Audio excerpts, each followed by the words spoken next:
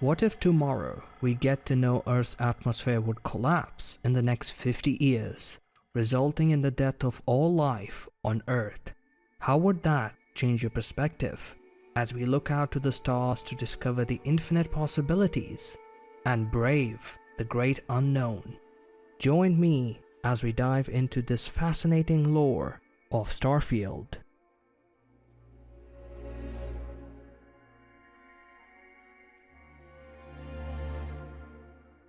In 2150, scientists predicted the Earth's magnetosphere would collapse, rendering the planet uninhabitable in the next 50 years. Upon this discovery, NASA and other space agencies united to evacuate Earth using the recently invented grav drive by Victor Isa. In 2159, the United Colonies was created to make that journey possible, and just within a year, Galileo, the first of many major colonial passenger ships, landed on Jameson, beginning a new era of human history and the first city of New Atlantis in the Alpha Centauri system. In 2161, the Centaurus Proclamation was issued by the United Colonies, granting UC citizens the right to settle on distant worlds and form their sovereign powers and military in the process.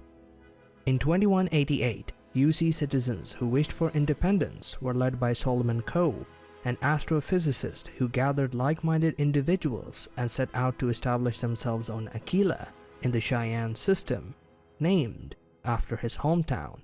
Citizens of Aquila and Narion then banded in mutual defense to form the Freestar Collective. In 2194, the UC deployed star stations, claimed to be medical vessels, in the neutral star system of Narion. Citizens of Narion requested to join the Freestar Collective out of fear of losing their independence to the UC, resulting in the tension between the Freestar Collective and the United Colonies, leading to the beginning of the first intergalactic conflict, the Narion War. In 2196, the Narion War began, which lasted for 20 years, resulting in the United Colonies winning the war. In 2216, after their victory, the United Colonies were labeled as brutal aggressors by the UC citizens. To uplift their image in the spirit of unity, the United Colonies agreed to the demands of the Freestar Collective, and the Treaty of Narion was created.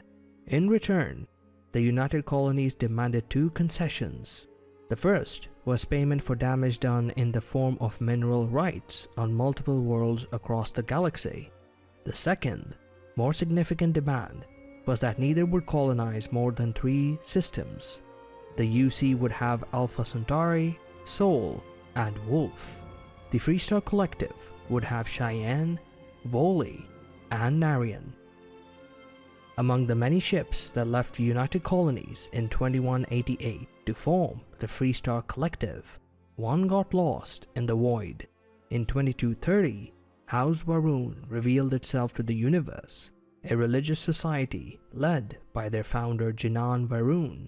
His intentions was to spread the word of their god, leading to the bloody war of the Serpent's Crusade.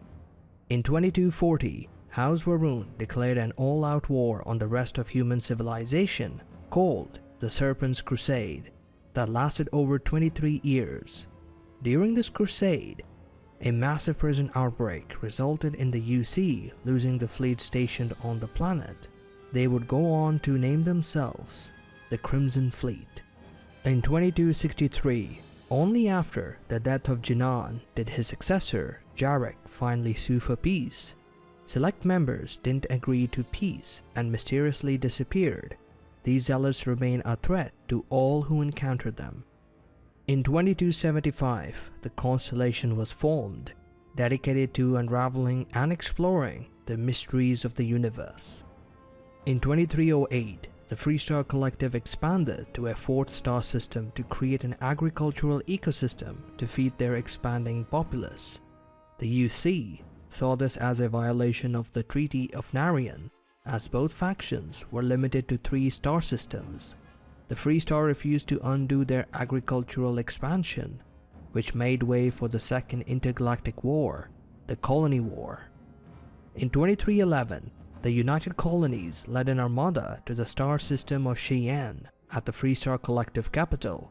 In a surprising turn of events, the UC armada was overcome by the Freestar Collective, as thousands of their civilians joined forces to aid the Freestar military. At the war's end, the Armistice Treaty was signed to ensure another chance at peace. House Varun, present during the Armistice Treaty, sometime later vanished with all their influence and presence to the dark of space.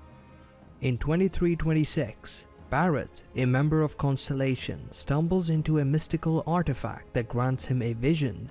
This discovery inspires the whole Constellation to find and gather these artifacts.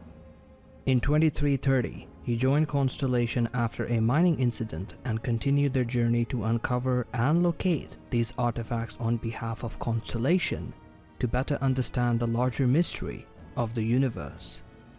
As you discover these artifacts, it is understood that they only react to each other's energy. Constellation uses the eye to find these anomalies for you to recover. Among the many coordinates pointed out by the eye, many are hidden temples that grant you supernatural abilities, and others point towards the remaining artifacts. With time, you attract the attention of Starborn, particularly the Hunter and the Emissary, each with their own unique view of the universe, but seeking out the same end goal of unity.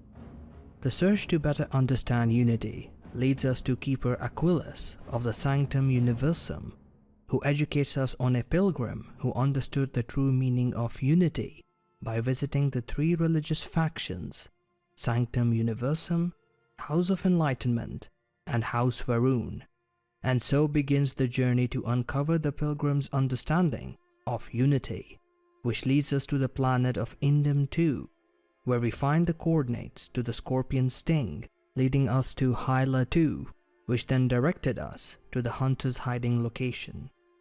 Here, we understand that the Starborn are people who entered unity to achieve ultimate power and access to the multiverse.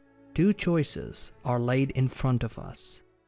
The Emissary wishes to hold the artifact to judge people if they are worthy of the powers and to enter unity. The Hunter is selfishly self-centered and only cares for himself and continues to grow in power from multiple artifacts spread across the multiverse and wishes you do the same. Both Starborn are surprised we made it this far, as we always died in every other universe. Unsure of our decision, the Emissary gives us the key to access the lunar base, leading us to another artifact and lesson. Upon reaching the moon, we discover it was the staging area to manufacture the first grav drive, leading us down a rabbit hole that directs us to NASA headquarters on Earth, where we find out that the early grav drive technology indeed originated from the artifact, which was discovered by humanity on Mars.